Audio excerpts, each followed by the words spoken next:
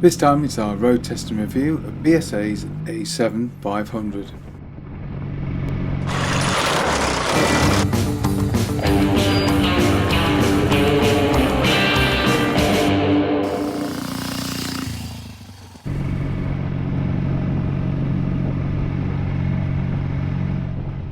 BSA launched the A7 in 1946. The original motor was of 595cc and had a longer stroke than later engines. Now, a lot of early development of the engine had been done by Val Page, and indeed there is an obvious family resemblance between the A7 and the Val Page designed Triumph 6.1 of the early 30s. Both, for example, used push rods at the rear of the cylinder, and also like the 6.1, the gearbox bolted directly to the rear of the engine. Now, that first longer stroke engine was of 495cc with a bore and stroke of 62 by 82. The engine kicked out around 26 horsepower and had a top speed of 85 miles an hour in its earliest form. In common with most of the machines of the period, both the head and the barrels were of cast iron, and there's a duplex primary chain which ran to the 4-speed gearbox, which of course was bolted to the back of the engine. The electrical system used a 6-volt dynamo at the front of the engine, and at the rear was the magneto which provided the spark. And the crank, in common with all British 4-stroke twins, ran at a 360 timing, so both pistons rose and fell together. On the drive side there was a ball bearing, and on the other side it ran a plain bush. Some will tell you this is a weakness of the engine, but it's very good as long as you keep changing the oil. Oil changes are crucial, but that's true of many engines of the period, and indeed today, let's not forget. Almost immediately, American importers began to demand a larger, more powerful version of the engine. So in 1949, Bert Hopwood redesigned and improved the A7 engine to create the 650 A10.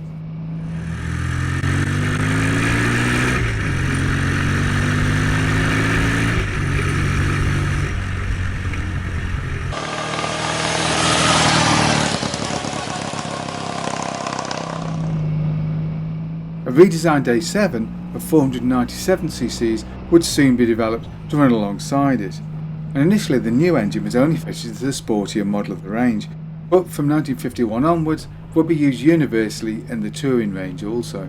And alongside each other the two engines do look surprisingly different. Both the barrel and the heads look completely different, as do the side casings at the bottom end. The engine was now 497.66cc with a bore and stroke of 66 by 72.6. Peak power was said to be raised to 30 horsepower, and top speed was up around the 90 mile an hour mark. However, even on the newer engines, the gearbox remained bolted to the back of the engine. In chassis terms, the first models ran a rigid rear end, although they did have telescopic forks at the front. These rigids would actually run through until 1953. People who used sidecars in particular quite liked the idea of rigid rear ends, and of course they were a bit cheaper and lighter too. Plunging suspension would arrive in 1949 and would run through until 1954 and the introduction of the swinging arm chassis. And the swinging arm frame would be used on both the A7 Standard and the A7 SS Shooting Star more sporty model. But of course all that is a couple of years before the model I'm actually riding today. What we have here is an A-Star twin from 1953 with a plunger rear end, but with that more sporty engine. And this particular A7 of course is one of the bikes owned by the National Motorcycle Museum. The 53 model for me is interesting because I run a 54 A10 with a swinging arm frame, so it was interesting to see how different the bike would feel running plungers. We had used this bike on a tight closed circuit previously and felt that it turned slightly differently and felt more top heavy than my swinging arm bike had, but actually on the open road that was not the case at all, and the bike's steering was extremely good, and it's the first time I've ridden a bike at any speed with a plunger rear end and found that it actually worked very well indeed. And over the admittedly fairly smooth roads that we rode today, I felt that the bike tracked very nicely. And the front forks were surprisingly good, I think, given the age of the design. Now the brake setup is the same as on my A10, so that's a sort of half-width hub at the front and at the rear, which are pretty mediocre I have to say, and not as good as you would find on some later machines.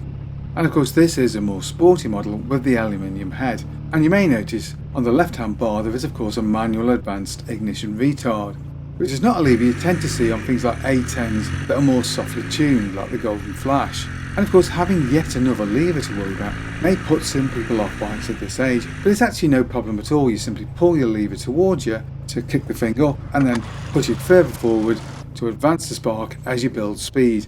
And then once you're at a reasonable speed you can forget about it. So what about that 500cc engine? Even with its aluminium head, it's only making around 30 horsepower, compared to the 35 upwards that you get from the 650s of course. And of course there's going to be a little bit less torque.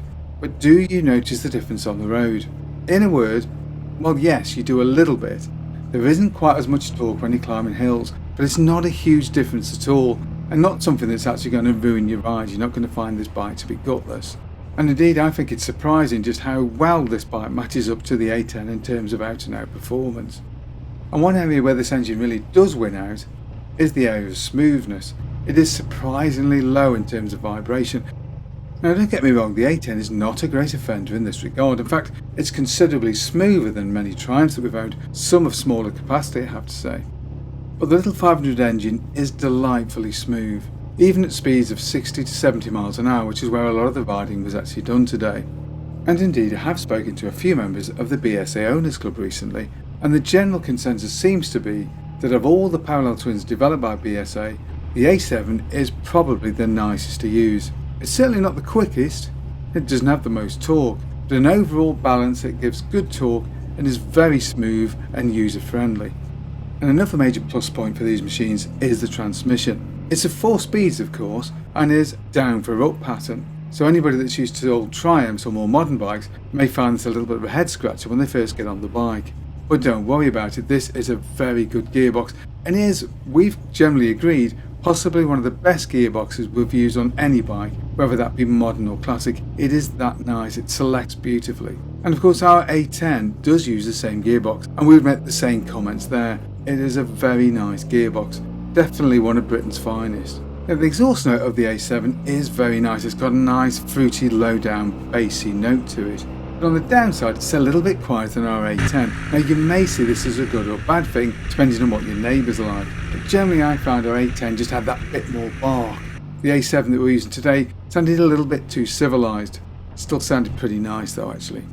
The riding position is exactly the same as our A10 and also the B31 we tested a few weeks back, and that's a very comfortable position for most speeds.